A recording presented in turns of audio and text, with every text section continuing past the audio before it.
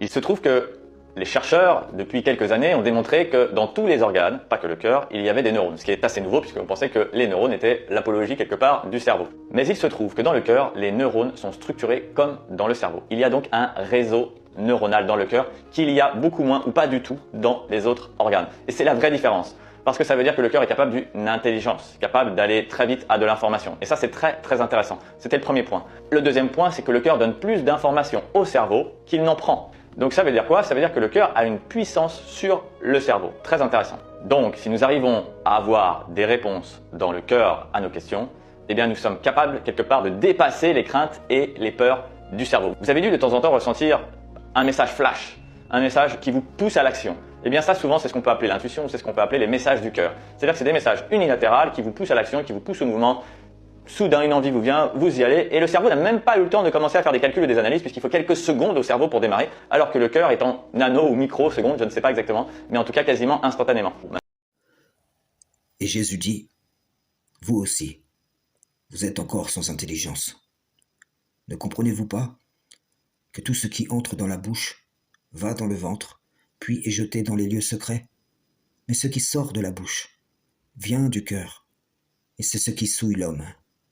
C'est du cœur que viennent les mauvaises pensées, les meurtres, les adultères, les impudicités, les vols, les faux témoignages, les calomnies. Voilà les choses qui souillent l'homme, mais manger sans s'être lavé les mains, cela ne souille point l'homme. Les chrétiens pervers mentent contre l'Éternel et ses messagers, et se servent de ce verset pour rendre licites les interdits alimentaires, en tordant l'esprit de cet enseignement visant à exhorter le cœur des Israélites au sujet des traditions humaines, ayant pris plus d'importance que le commandement de l'Éternel. Les lavements traditionnels qui deviennent plus importants que la circoncision du cœur, étant observés au détriment du commandement divin, y étant attachés plus qu'ils ne le sont au commandement de l'Éternel. Bien sûr, ici le Messie ne dit nullement transgresser le commandement de l'Éternel, et ceux qui ôtent les commandements du Tout-Puissant seront certainement appelés petits dans le royaume des cieux. Ce dont témoigne le hadith brandi par les idolâtres de Mohammed en vue de le glorifier est dispensé avant lui par le Messie d'Israël en enseignement dans les témoignages de l'Injil. Certes, ce ne sont pas les yeux qui s'aveuglent, mais les cœurs dans les poitrines qui s'aveuglent. Matthieu 6, versets 22 à 23. La lampe du corps, c'est l'œil. Donc si ton œil est limpide, ton corps tout entier sera dans la lumière. Mais si ton œil est mauvais, ton corps tout entier sera dans les ténèbres. Si donc la lumière qui est en toi est ténèbres, comme elles seront grandes, tes ténèbres. Proverbe 4, verset 23. Garde ton cœur plus que toute autre chose, car de lui jaillissent les sources de la vie. Proverbe 27, verset 19. Tout comme l'eau reflète un visage, le cœur de l'homme reflète l'homme.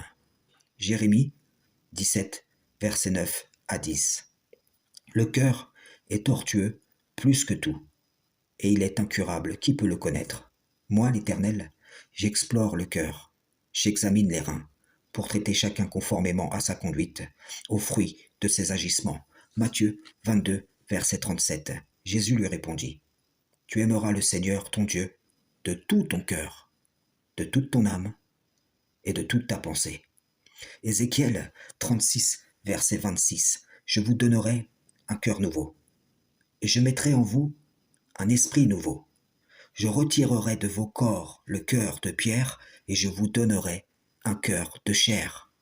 Je ne peux citer tous les versets des parts antérieures de l'Écriture attestant de la supériorité et de la centralité du cœur sur tous les autres organes du corps, tant ils sont nombreux, et attestant de la joie du cœur, la tristesse du cœur, la clarté, la confusion, la maladie du cœur, la guérison du cœur, la lumière, les ténèbres, la prison du cœur, la liberté du cœur, la vie, la mort, le cœur nouveau, la circoncision du cœur, l'incirconcision, le cœur brisé, le cœur réparé, le cœur bon, le mauvais, le cœur qui retient la parole et en lequel elle habite celui en lequel elle ne trouve pas de place, en lequel elle n'est pas reçue.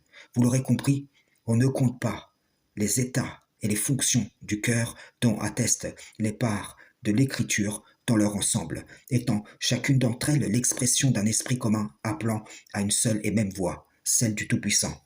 Honte à vous, qui élevez un messager au-dessus des autres, qui faites des distinctions en ajoutant foi en une part de l'écriture et en rejetant l'autre, qui séparez ce qu'Allah a ordonné d'unir, vous, les reformateurs de néant, semeurs de désordre, soumis à l'ennemi, défendeurs de religion qu'Allah ne vous a jamais prescrite. Voilà la vraie tâche en vos cœurs, qui vous souille tout entier. Frères et sœurs en islam, salam, shalom.